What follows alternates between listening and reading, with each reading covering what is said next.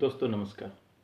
मैं आज थोड़ा आज के जो फार्मर्स भाई बहनों को, नेताओं का और पूरी Punjab, north India, part of western India और आपका पूरी भारतवर्ष में जो फार्मर एक्ट 2020 जो नया एक्ट आया है उसके ऊपर विरोध पहले से भी था और आज भी जो एजिटेशन चल रहा है।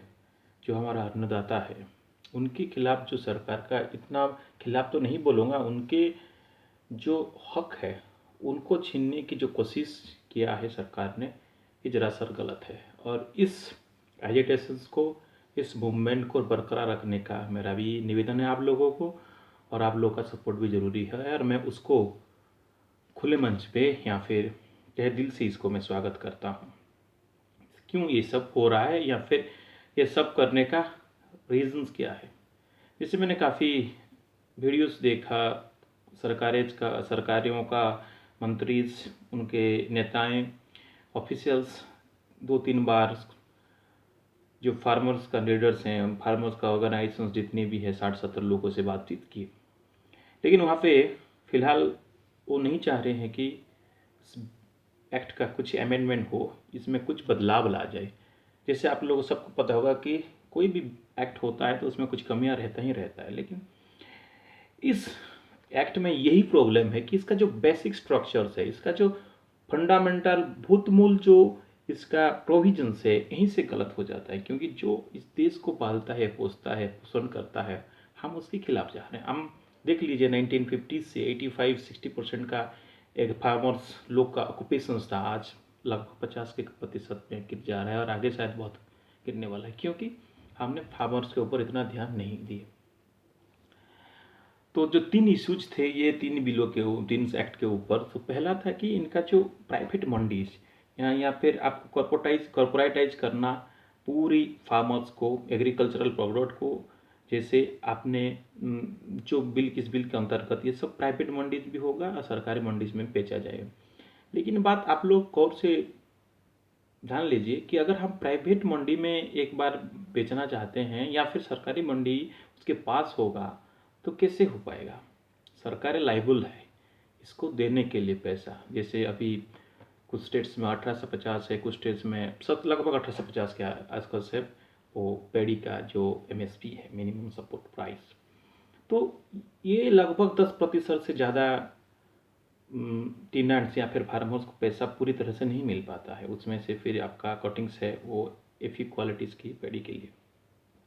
इसीलिए अगर इसका हालात यही है, अगर प्राइवेट वाले आ जाएंगे तो प्राइवेट का तो रूल्स रेगुलेशंस जो है वो तो काफ़ी चेंजेबल नहीं हो सकता है, या फिर वो लोग खुद चेंज कर सकते हैं, या फिर वो देंगे कि नहीं देंगे उसका कोई भरोसा नहीं। क्योंकि ये एक्ट कुछ इसी का एक प्रोविजंस नहीं है, इसमें कॉन्स्टिट्यूशनल प्रोविजन नहीं कि गारंटीज नहीं देता है कि ये लीगली एनफोर्सेबल है।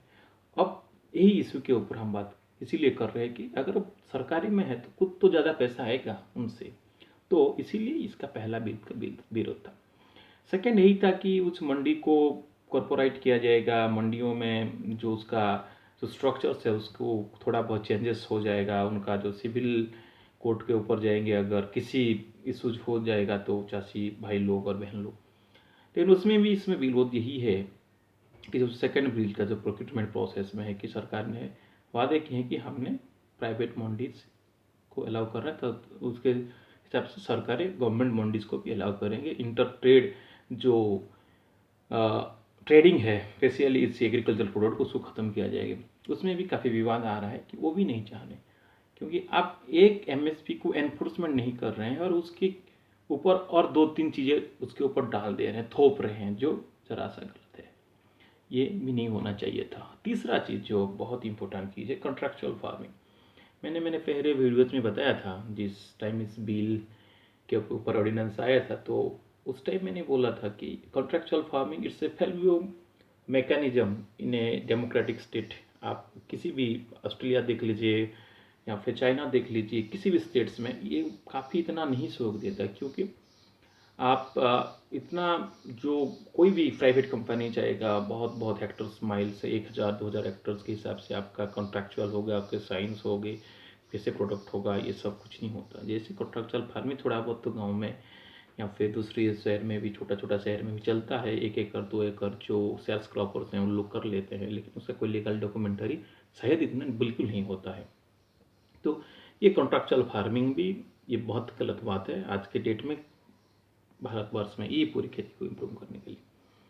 और इन 3 चीज़ों को मिला के जो प्राइवेट्स कॉरपोरेट बेनिफिट्स जाता था वही इसके माध्यम से।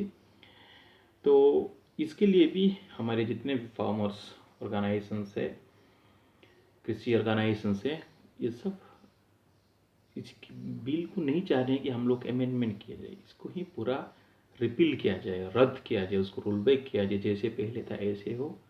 और एमएसपी को, मेरी तो एक सुझाव है कि एमएसपी आप हटाकर उसको मैक्सिमम रिटेल प्राइस की कर लीजिए। क्यों मिनिमम सपोर्ट प्राइस आप दे रहे हैं? क्योंकि इस देश का उगाने वाला यदि नहीं रहेगा तो फिर किस लिए देश कंटिन्यू करेगा। और मेरे हिसाब से भी ये मॉडिफिकेशंस या फिर अमेंडमेंट नहीं होना चाहिए। और जितना मुझे समझ में आया कि ये बिल कहीं ना कहीं सरकारें अपना जिम्मेदारी चाची के ऊपर, इरिगेशन के ऊपर, वाटर प्रोवाइडिंग के जो इरिगेशन फैसिलिटीज है, इसकी कहीं ना कहीं वो सब जो उसका लाइबिलिटीज़ है, उसका जो एक एफर्मेटिव उसका एक्शन जो क्रिएट करना चाहिए था, उसको जो प्रोविजंस लाने चाहिए थे, तो स्कीम लाना चाहिए, उस जिम्मेदारी से हटना चाह रही है इस एक्ट के अनुसार। क्योंकि वो सारे handed over private sector, corporate sector को हैंड ओवर हो जाएगा। सो स्टेट का जो एनफोर्समेंट होना चाहिए स्पेशली हमारे प्राइमरी सेक्टर्स में, वो इतना नहीं रहेगा। और इसका कोई गारंटीज नहीं, ये कोई लीगलाइज नहीं हुआ है पूरी तरफ से, किसी के कोर्ट के खिलाफ जा सकते हैं आप। तो दोबारा मैं बोलना चाह रहा हूँ कि जितने भी स्टूडेंट्स कम्युनिटीज़ है, इवन इफ आपका कोई भी दूसरे पॉलिटिकल्स पार्टीज हो, कि जिस देश का मूलभूत ऑक्यूपेशंस आधा से ज़्यादा लोग उसमें डिपेंडेंसी है, तो उस सिस्टम्स, उस धारा को बजाय रखे। एमएसपी में कैसे लीगलाइज होगा, सुधार होगा, और मैक्सिमम रिटेल प्राइस हो, मैक्सिमम उनका सेलिंग प्राइस होगा, उसके ऊपर ध्यान दिया जाए। और ये एक्ट को कंप्लीट तरफ से रिपील यानी रद्द किया जाए। धन्यवाद।